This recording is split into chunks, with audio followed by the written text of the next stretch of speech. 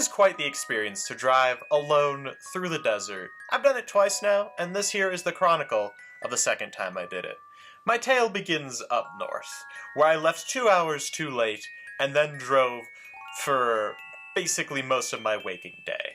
There's not a lot to say from the drive this day. I saw some peculiar things, such as this large cow, which was perhaps big and maybe even a bit beefy. My goal for tonight was to reach Capitol Reef National Park, the Fruta campground to be specific. This year, North America's seen quite a heavy snowfall, and the Wasatch is no exception. Truly a beautiful mountain range here.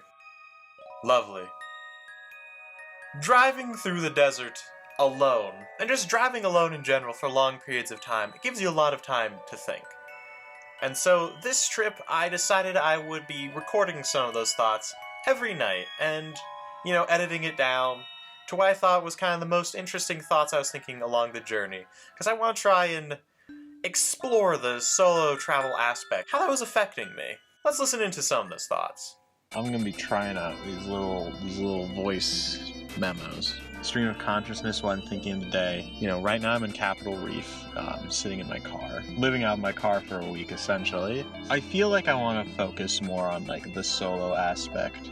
2 of the videos I made for the last Utah trip, I felt they lacked a bit of focus. This will probably be something like what I learned living in my car in a week in the desert. Hopefully come up with something better than that for the title. I returned to Capitol Reef because I kind of skimmed over it last time because anxiety. Last night, the feelings of anxiety were the reasons I went home last time kind of resurfaced. Last time I drove a car a long distance, the car exploded. And the day after that when I decided to drive to California, I felt better. Probably because I had a task at hand. It was I have to get to California. And then it kind of hit me once we did get to LA.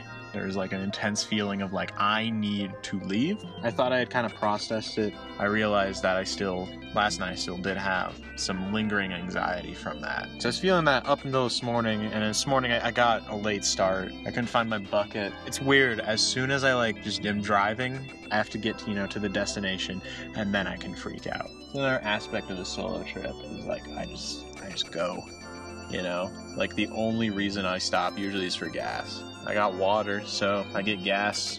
There was an accident near Santa Quentin. I got all the way through most of the stretch of urban, and right at the end there was an accident. I was the moral of the tortoise and the hare is slow and steady wins the race, but it seems to me fast and steady would have won the race. Maybe the actual moral of the story is don't be cocky. If the rabbit had just been I'm just gonna win, he would have won. That's the moral of the story. If you can win, do it. It's weird that I feel less anxious sitting in my car in the middle of the desert than I did last night in my bed. I hate driving through Pocatello, man. I don't have any solid reservations after Thursday, so if I'm not feeling up to it, then I'll just go home on Friday. I also feel this helps. I'm not talking to someone directly, but I'm talking and someone will hear it eventually. So I'm hoping that helps with kind of lack of social interaction. Because I like being alone, but then also sometimes I don't. And I got in pretty late, so I see it's dark out, so I have no idea what my surroundings look like. So that'll be a fun surprise in the morning, I think. And this is what I awoke to. A lot of dead trees, but the surrounding landscape was gorgeous. I had plans for today. I would not be staying in Fruta Campground for my entire stay in Capitol Reef, no. I was heading off to somewhere called Cedar Mesa, which is a more primitive campground, a bit more backcountry, I guess. And it's all the way over here. So I made sure to get up nice and early because this campsite is first come, first served. So I want to make sure I got there nice and early to reserve my spot. It gets quite the scenic drive down there. And my plan is to get there, reserve a spot, and then drive down south, and then connect up to Boulder, and then probably drive back and, may take a hike along the way somewhere. At a certain point, the road became unpaved, and there was some washes in the way that I was not quite prepared for how rough they'd be. Now imagine that 5 more times before I get to the campground. And I also saw the smallest national park sign I had ever seen. The washes were worse than they looked in that little clip I had. They were kind of rough to get through. But at this whole time I was thinking, I mean, the Google car was able to drive through this, so you know, I should easily be able to. But then I got to the campsite, no one was there. I didn't need to wake up this early. But I still placed my bucket down anyways, you know, just in case someone else would try to reserve it later. And I decided to have a sandwich. Last time I traveled through a desert alone, I ate pizza for 5 days straight, and nothing but old Domino's pizza. But this time, I came a bit more prepared. You see, I brought a whole loaf of bread, peanut butter, and jelly. I had hoped that there would be some kind of plastic knife in the car, so I could spread the peanut butter. Yeah, no, there wasn't. So I began to think, what can I use to spread this peanut butter? Let's take a look at some of the options I have around the car. Did I use A, a snow scraper? B, a hatchet? C, a toothbrush? Or D, none of the above? Leave your guesses in the comments below. If you guessed D, none of the above, you'd be correct. You get an extra 5 points if you can somehow guess what I actually used. That's right, Gatorade cap. What flavor was the Gatorade? Cucumber lime. I don't regret it. Yes, this is actually how I ate sandwiches for the next 5 days. I never got any better utensil. I don't know how to be by myself. Now you might be wondering, wait, what about the jelly though? Well, that's why I got the squeezable jelly, because deep down, I knew there wasn't a knife in my car. Just now realizing there was a pocket knife in the dashboard. Not an ideal tool, but a lot better. So I was like, well, got my campsite, time to go down to Boulder, Utah. Check out a scenic drive. About a minute after leaving the campsite, my car got immediately stuck. Well, almost stuck. It was like the wheels were starting to spin out. I was like, oh shit. I had a little panic attack. A bit of quick thinking. I was like, alright, I just gotta turn around right now while I can still have a little bit of movement. And thankfully, I got out there. And I was just like, holy shit. Okay. Well, now what do I do? Because now my plan for the day is ruined. I guess I'll just go to like the main area of the national park. Which is like all the way back the way I came. Just so this trip was kind of a waste if no one's here. Oh well, I mean, you know, I gotta do something today. I drove all the way back up, went through the washes again, and then I decided to drive all the way down to the main road to a trail called Capitol Gorge. Hiking through Capitol Gorge was amazing. Cool thing about this canyon is like there's these holes in the rocks, like there's rings. I think it's about like maybe half a mile in. There's like this little offshoot of the trail to this thing called the Tanks, and I was like, I'll come back to that. What's weird though, is like, you know, Capitol Reef, it's not the most popular national park, but there were still people on this trail, and there's like some people around the Tanks. After I went past this little Tanks checkpoint, I didn't see anyone for like 2 hours. I just kept walking, and I saw these amazing, you know, I just walked through this amazing winding canyon, and you know what I was listening to. I came to this area of the canyon. I looked up, I saw like this area, I was like, is there like some kind of man-made structure up there? There wasn't, but I still went up. I found some dirty water in the desert, which is kind of weird, and thumbnail moment. And after a little bit of walking through this wash, this canyon, I came upon this like man-made structure. Kind of breaks you out of the illusion when there's just like a giant concrete wall in the middle of the trail, and you're like, yeah, people have been here, huh? I saw a butterfly walking through this canyon, and you know what? I think it counts as a fly with no buzz. In total, I'd say I probably walked like 2.5 miles before I reached this point. Why? Is someone's farm? What the fuck? It didn't end, as you can see, but like, feels like it ended. And I was really curious, so I checked on Google Maps later where it ended up going. Just kind of goes to the road that connects to the Cedar Mesa campground, so that would have been a way for me to reach my campsite. And then I walked all the way back, and I decided to go check out the Tanks. Now, I didn't really have an idea of what these would be. And I walked up to one of them, and I was like, oh, I guess these are the Tanks, huh? Not quite what I was expecting, but still pretty cool. There's these big pools of water, and I look at, oh shit, yo, no way, they got little bugs in them. Like, how do these bugs live, you know? Do you think that's like some kind of life underground?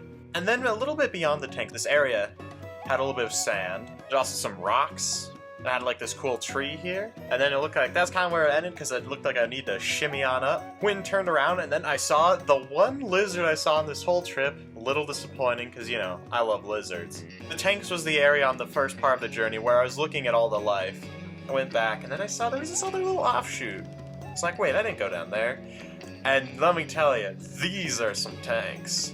was like, oh, yeah, that makes a lot more sense. Although the other ones are probably considered tanks too. I assumed there were 2, but, you know, it implies more than 1. 4 is more than 1. No, someone lost one of their water bottles, so someone probably has to go and get that. Like all the hats at Yellowstone. It was starting to get a bit cloudy and windy and cold, and I was tired, and I was like, ugh. There was another hike from that same parking lot. I was like, do I have time for this? And I was like, you know what? I'm gonna go for it. I went on the Golden Throne hike to see one of the tallest structures in Capitol Reef. Even though it was raining when I left, and then about 10 minutes into the hike, did the rain get worse? No. It was replaced by hail. I guess you could say when it was hailing, the air was full of sound. Now, I just had to look this up to see if Capitol Reef is technically considered a desert or not. It is. I briefly doubted it here, considering it just started raining and hailing. I was like, ugh. I only saw one other person on this whole trail, so that was kind of weird. Now there's quite a few warnings in Capitol Reef that are like, beware of flash floods, you know, because like, that's what the washers are, you know, that's where they're from. And as it was raining, I was like, it doesn't feel like it's going to be a flash flood. And I was like, oh wait, that is exactly how flash floods work. Mud was accumulating to my shoes. I was leaving behind like these colored footprints, which is kind of cool. Oh, there's some plants. This is a long hike. It was kind of a brutal hike too. I was already tired, but I'm glad I pushed on through. And like all along the trail, you're kind of like hiking along these kind of canyon rims. And you're looking down, and it's like these grand sweeping views. I love looking out over a canyon. And you look out over the road you came from, and then you're like, oh shit, I was on that road, and now I'm up here? That's pretty cool. Like, this canyon told of a river that flowed. Kind of made me sad to think that it was dead. I wore 2 extra layers up the entirety of this hike, and I was like, oh, why am I doing this? I pushed on to the top, and the clouds started to part, and I saw the Golden Throne. And I was the only one up here. And it's just one of those main character moments. It's like, yeah, no one else is here. This is cool.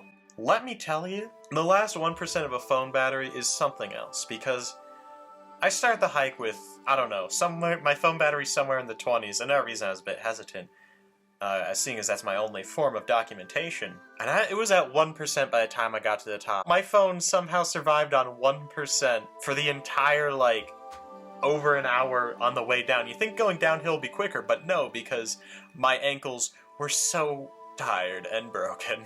But I definitely did not regret going on that hike. One of the things about traveling by yourself is, you get to make your own decisions. And that's liberating and terrifying at the same time. Because, sometimes you're not going to be okay with what happens. No one along with you, Sometimes you're just alone with your thoughts and you can't even remember your name. And I drove back, and I realized I should probably get some gas. I just noticed breakfast. Saw the sunset on the water pocket fold, and then I drove down the Wash Road at night. Here's my thoughts for the day from that day. It's night 2. I'm in Cedar Mesa Campground, right? Which is like hours from civilization. I feel like the last recording I was like, oh, it's weird. I'm gonna have this introspective tone about all the things I'm doing or whatever. And this one I'm like, I don't know. I want to bring a gremlin energy to this video actually. When I almost got stuck. So I went down in the mud and I was like, oh shit. I might get stuck here. Oh fuck. Oh shit. Oh no. And I was like, alright, turn. I felt like I thought something through in a moment of panic for once. Felt good? I don't know. It's weird how to describe it. I didn't see anyone after that first offshoot. Yeah, after that offshoot. Because on the map, it just went into nothingness. Then I went back and checked out the tanks. That's no, there's these 2 guys that are just like standing there. I emerge from the canyon. A stranger emerges from the canyon. Who I felt like I was like a mysterious gunman, even though I was just some guy. They're like, the tank's that way? I'm like, nah. And they're like, okay, because it says they're pointing this way, but that's just a cliff face. I'm like, I guess it's there then. And it was. Also, one of the guys had like a walking stick, and I thought it was a fishing pole from a distance. And I was like, why do they have a fishing pole out here? If I had $1 for every time I'd been in this rain in the desert, I'd have $2. Or 3, kind of. Capitol Reef might not be the desert. Did the hike, and it was a long hike, and I was like, wow, that was quite the hike. And then I was like, I'm gonna drive to my campsite in the darkness, huh? And there was, I guess, enough rain where there's like 2 running streams that were not there this morning when I drove back out. But yeah, I was driving down alone through the desert road, And then my brain was like, remember that Reddit story you read like 5 years ago, probably more, about a guy who said when he was driving alone on a desert road at night, he just saw like a skinwalker or something? It's like, no, fuck you for reminding me. Now that's all I'm going to think about while I'm driving down this highway at night. Alright, I think that's night 2. The next morning, I woke up. That is what you tend to do in the morning, and I headed off back to the main part of Capitol Reef again. I feel like I should have mentioned this earlier, but along the road to Cedar Mesa Campground, you can kind of see the area from which Capitol Reef gets its name. It's because, you know, it looks like a reef of Capitol buildings, like these little dome structures here. And also, yeah, there's quite a few of them throughout the park, but like it gets the reef from that, because sailors named it. They thought it looked like a reef. Before I got into any main hikes that day, I visited a place called the Goosenecks. Why was it called the Goosenecks? I don't know. You drive to one scenic outlook, and then you drive to another, and at the second one I hoped there would be kind of some insight as to why this area is called the Goosenecks, and I don't know, I thought I'd see some like rock formations that kind of look like goose heads or something like that, like a thin body but like a big rock on top, but no. It's a cool outlook though. My first plan of attack was to try and take the Cassidy Arch hike. Parking lot was full. So I was like, alright, I guess I'll go back to the main area and then try one of the hikes closer there, along the Cohab Canyon Trail. Since this trail does technically connect to the Cassidy Arch Trail, I was very tempted to take the very long hike there, and I was like, no, I'll just see if there's parking available later in the day. So I went up Cohab Canyon. Immediately, you just have to go up these steep switchbacks, and it's kind of grueling, but I did it. I mean, it's quite the view from up here, so it's quite amazing. Then I hiked through another wash. That's what a lot of the hikes in Capitol Reef are. They're just hiking through washes and along canyon rims. I found this cool little trail. I was like, ooh, what's this off spur? Listen, one day you're the mysterious stranger emerging from a canyon. The next day, a mysterious stranger emerges from a canyon at you. Now, after passing that guy, I did try to walk down to the end of the canyon. However, there got to a point where I was too wide. But on the other hand, this canyon feels like it'd be a source of darkness, and if I went to the end of it, I'd become corrupted or something. That's how it works. Then I hiked quite a bit more. And along this trail were 2 viewpoints. One long trail up to 2 viewpoints. Now, the first viewpoint was a bit of a shorter trail. It's something. I don't know what to say. I feel like, you know, you can kind of see why I find these majestic. I really do love looking out over large landscapes. That is kind of one of my favorite things about Utah. The other outlook was along a decently long trail. Just another beautiful outlook. Honestly, don't even know how to describe. It's just kind of amazing. I don't know. Then I walked back to the parking lot. There was these people along the way who asked if I saw a cougar. I said no, but in hindsight, I realized I could have said something so much more cryptic. They're like, oh, did you see the cougar? They probably read about the visitor center or something, you know? And I could have been like, if I did, it would have been too late. Or something like, nope, but I heard it. And then just kept walking. I think that was the only human interaction I had that day. That was like an exchange of words. Then I got back to the car, had some Gatorade cap sandwiches. Sandwiches weren't the only food I had. I did have some fruit snacks. Came prepared. And then I was like, alright, time to see the Cassidy Arch. So that's what I did. I went and saw the Cassidy Arch. It's pretty similar to the Golden Throne Trail. Instead of hiking along a wash, you hike along a canyon rim. It's another brutal hike for my legs. There's just so many rocks. My ankles were so twisted, but I pushed on. Look out over canyons, and I'm like, man, this is so cool. And you see this like big formation in the distance, and it's like, nipple. I'm sure this thing has like an actual name. Oh, well, how about that? And then I reach a viewpoint where I'm able to see the Cassidy Arch. I'm like, whoa. It'd be cool if I could like go over on top of it so that I went on over. I was like, holy shit, this is so cool. I always feel weird at some of these because there's actually like a surprising amount of people on this trail. I feel like it is the trail I saw the most people on during this whole trip. And then I just kind of stood around. Everyone was like taking pictures, like standing all scenically and whatnot. And I'm just like, I don't really want to ask someone to take my picture because I'm here alone. And I have intense social anxiety.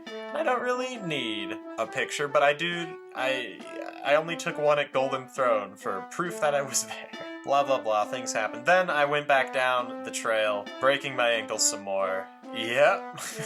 My legs really hurt after this day. I was calling it a day earlier than I did last time as well. When I got back to the campsite, the people from last night were gone. And it was all really gray and windy. I don't know, I had a really uneasy feeling going to bed that night. Let's go night 3. It's like twilight hour right now, and everything's gray and kind of eerie. In the morning, I leave for Great Basin. So I'm just chilling alone in a car right now. I don't feel like anything interesting happened today. Like, Cassie Arch is cool. But apparently yesterday was the longest distance I had walked in one day, at least since I've had this phone. Or at least since Apple's been tracking it. So, like, I feel like a lot of times when I drive through the desert, there's just formations that make me go, look, it's Radiator Springs. And it clicked. Is that the reason I like driving through the desert? It's because I watched Cars religiously as a 5-year-old. But as I've been stewing within me this whole time, and then I recently discovered that last year, that I love driving through the desert on a horse with no name. And then I thought even more. Anytime you think about, like, actual logistics of the Cars universe, shit gets fucked real quickly. Like, the forklifts are essentially bred to be a worker class. But then I was thinking, oh wait, is Cars, like, propaganda for a car-centric America? I mean, obviously it's a big marketing scheme, you know, get kids to buy the toys and whatnot. Is it propaganda? It's like, okay, what if we made just like a movie all about cars? We're worried kids aren't gonna feel the way about car-centric cities. You know, we think they're gonna hate car-centric cities when they grow up because they're getting worse and more freeways and longer traffic, whatever. What if we made a movie about cars and then get kids really excited about them? Do you ever see a train in that movie? In any of those movies? Do you ever see a bus? The answer is, I don't remember. There might be. I don't know how that would work in the Cars universe. Like, there's no mass transit for cars. Think about it, they just run everywhere. It's literally what they're doing. It's like, oh, I want to go from fucking California to Vegas. I'm just gonna run there. The movie Cars indoctrinated all of us.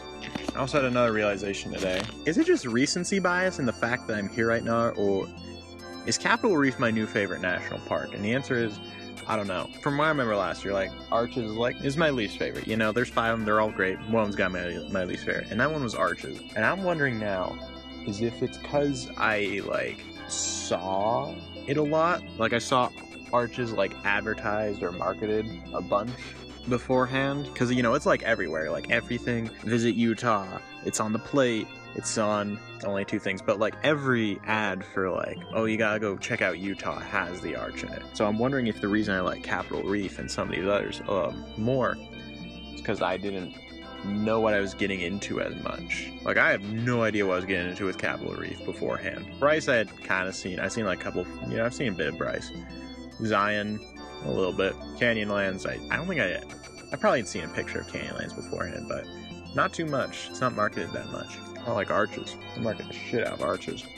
So I'm wondering if that kind of like impacts my opinion of it. I'll find out when I go to Glacier this year, because I've seen a shit ton going to the Sun Road, right? But I've never been on it, so if I like it, then that just proves my theory. I don't know. I think I'm gonna wrap it up right here though. And next time on Goshen Man, I'm gonna start off with perhaps the scariest part of the journey. You'll want to stay tuned for that. But yeah, thanks for watching. Like the video, subscribe, check out the other Ocean Man social medias in the description below, watch some other Goshen Man videos. Yeah, stay tuned for the next part, or watch it now if it's out. This has been Goshen Man.